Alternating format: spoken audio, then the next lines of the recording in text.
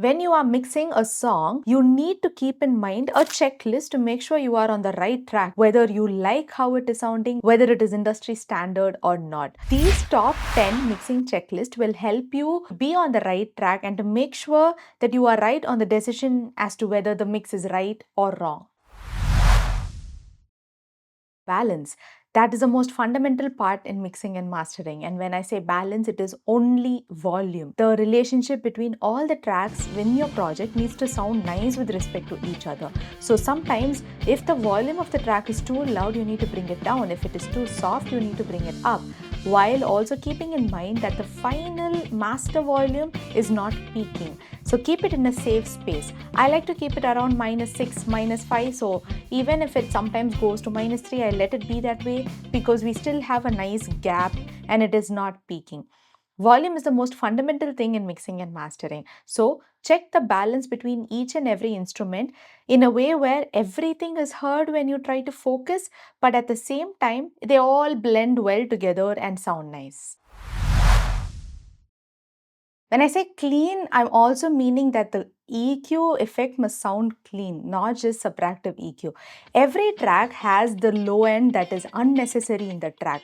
Most of the tracks will have that unnecessary low end, except for a kick and a bass guitar. Now, you don't want the low end to build up. Now, it's better and it is smart if you clean that and not retain it on every track like a vocal or a guitar. So, all my tracks will have a low cut. But there is a limit to which you put the low cut. If you put it a lot, then you're going to slightly ruin the original signal of the guitar too. So always make sure you make a low cut that doesn't overdo the signal. It's just enough to cut that unwanted low end that you don't hear.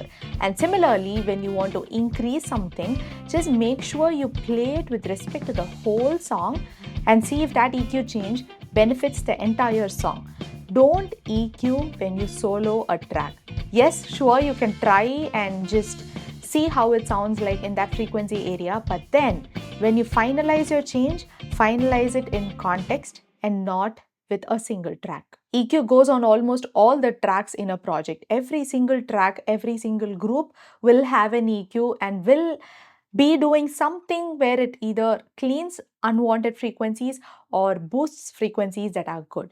So listen in context, see if they are fighting with each other or if all instruments' frequencies are nice and gelling well together.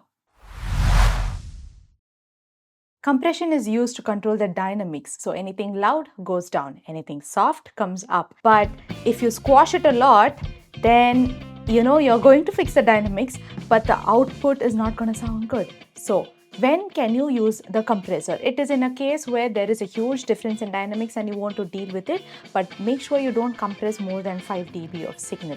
Then it's going to sound really distorted, and in a really low quality you lose some of the natural dynamics that the original recording had.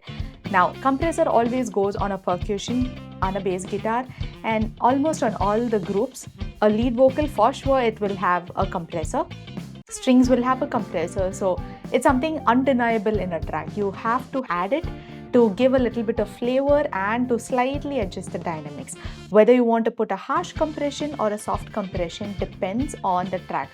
Typically, a percussion might have a slightly harsh compression so that it sticks and is tight enough, whereas more dynamic instruments like a vocal or a string will not have a very fast attack or a fast release. So when you listen to your mix, ask yourself this question as to whether you still hear dynamics in the track. Is there still some highs and lows that the track needs? If they all sound literally the same, it might indicate that you have overdone your compressor. You do need a little bit of dynamics in your track. That's when you actually provide a particular space and a particular direction for the mix. There is another aspect of space coming in the next point, but before that, panning is where you indicate the listener, oh, this is the place where the lead vocal is singing from. This is where the guitarist is positioned at. So you can't keep everybody in the center. They need to be at a particular place. So if the lead vocal is in the center, on the left side you're going to have guitar, on the right side you're going to have the keys, Sax can be further behind, drums in the center but behind. So position them like that. You can't keep everybody in the center, and that's just going to sound like almost like a mono recorded boring track. You need people positioned all around you. There is another element to providing space apart from panning. Before that, if you are a beginner and if you are looking for a systematic way to learn mixing and mastering with practice files and a lot of resources, then I have a course developed for any beginner who is interested to learn mixing and mastering in the most organized fashion. So if you want to enroll in that course and be a part of that community, don't forget to click the link in my description and join the course today. We have a community also where we can share tracks and help each other out in their mixing and mastering. Now, continuing on the fifth point, it's about space, but this time we're not talking direction wise, we're talking about depth. How close is the source to the listener? How far away is the source to the listener? A drummer might be further away than a lead vocalist. A guitar might be towards the center of the stage, not too close as the vocal, not too far away as the drums. That is depth, and that can be provided through reverb. Now, reverb is a very important part in every mix, but do it a lot, it almost sounds unnatural because we never listen to reverb dominate the dry signal, and dry signal is something that I'm speaking right now. This is a dry signal, but when you have reverb, that will just overpower a lot if you use the wrong way. So make sure your reverb amounts are really less and you play it in the right track. You don't add reverb on a kick drum, do you? You don't add it on a bass guitar because they don't need reverb. At least in most scenarios, you will not be needing it there.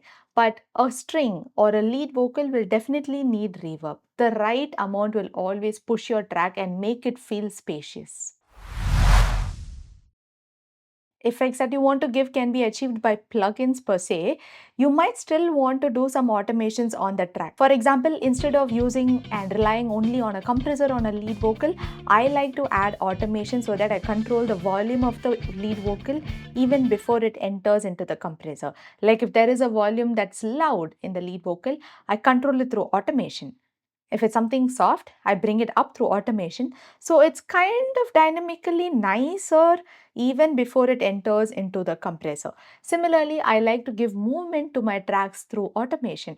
If I want a pan movement on a riser from the left side to right side, I automate the pan knob to move from left to right. And that makes the song instantly interesting. Similarly, if you want to give automations through reverb effects on different sections, maybe you don't want the reverb to a short reverb to come in the chorus. So you give a short reverb in the verse, but a long reverb in the chorus. Turning off that plugin can literally be automated. Automation can literally boost your track's energy and make a lot of movement and creativity in your mix. Saturation is adding harmonics in your track. Saturation is making your track brighter, warmer, giving a crispy effect to it, like how you put a bread into a toaster. But add it for a longer time, like putting a bread into the toaster for a really long time, what happens? The bread is burnt. That can also happen in your track. We all know from so many YouTube videos and tutorials that saturation is good, but if we tend to overdo it, then the track becomes extremely saturated with all these harmonics. It starts to sound painful, literally. It starts to sound harsh and it is no longer desirable. So saturation happens on almost all the tracks, like a lead vocal or a guitar or an electric guitar with distortion. You just want to saturate it a little bit more. So it's almost happening on all the tracks, but just make sure you listen to it and ask yourself, is the brightness too much in this track? Is it too dull? Is it too muddy? Is there no clarity? And based on that, decide on whether you want to pull down some saturation effects or pull up certain effects. Now, buses are really useful when you want to add a common plugin there and let a lot of tracks pass through that plugin. It's an easy way to make sure your system is not getting overloaded. But if you don't use a lot of bus tracks, then you're going to just overload your CPU and you're opening so many plugins on so many tracks where you can just avoid that matter, isn't it? So make sure you add a lot of bus tracks and prioritize adding bus tracks group tracks, because you just save a lot of routing, unnecessary routing. You just place it in one place and things go there. The track just sounds a lot more neater. So look at your track and see if you have a plugin that's opened so many times with the same settings on so many different tracks. You can just add it in the group track, right? And the effect might as well be applied in a much more easier way. So check your bus processing and check if everything is routing in the right way. Point number 9 is all the other effects that you might have added in your tracks. You might have a spreader or a chorus plugin or a flanger or an amplifier. All those plugins have to have a purpose in the mix. Maybe you liked it when you initially soloed an instrument and you played like a bass amp. But then when you play it together, just listen and see if that bass amp is doing justice to the song or if you've just added it for the sake of adding it because a tutorial told you to add it, you added it, but is it really making a difference in your song? Sometimes you boost a lot of amplifier signal on a bass guitar. When you play it individually, it'll sound good. But when you play it with a kick drum, suddenly the low end is muddy. Listen to all those extra effects one more time. If you add a tremolo and you have a moving part in your mix, but then you also have 3, 4 moving parts in the mix. You liked how the tremolo is making your track sound like it's moving, but all of a sudden it might become chaotic when you have several moving parts in your track in a very random way when there is no meaning to it. Make sure the plugins you add in your track have meaning to why they have been added, not because you followed a tutorial and hence you thought doing the same thing in your project will help you out. No. And lastly, the last point is to make sure you enjoy listening to the mix that you have done. Have your headphones on, listen to the whole track run through one last time before you bounce it. Are you really enjoying listening to the way you have mixed your song? The reason why we learn to mix and master is because we want our tracks to sound really good, really professional, and we love the art of mixing and mastering, which means by the end of mixing, you should be satisfied and literally enjoy the music mix that you have created. So ask yourself, do you like listening to that mix? Will you listen to it when you're just, having a coffee or when you are on a park for a walk? Will you actually listen to it? Is it sounding professional? Are you in awe of the mixing style that you're listening to? Or are you getting some ideas where you can improve? That's probably the biggest checklist that you need to tick. And if you don't tick it, then you know it needs a little bit more work. So if you have come to the 10th point and you're listening to your track, just comment below what you feel about your mix. Do you like it? Are you enjoying? Or are you stuck at some point where you feel like something isn't sounding right and you really don't know what to improve? Comment below and I'll help you out as much as I can. I'm Florina Jane, otherwise known as Flow of Music. Don't forget to like and subscribe. I'll see you in another video.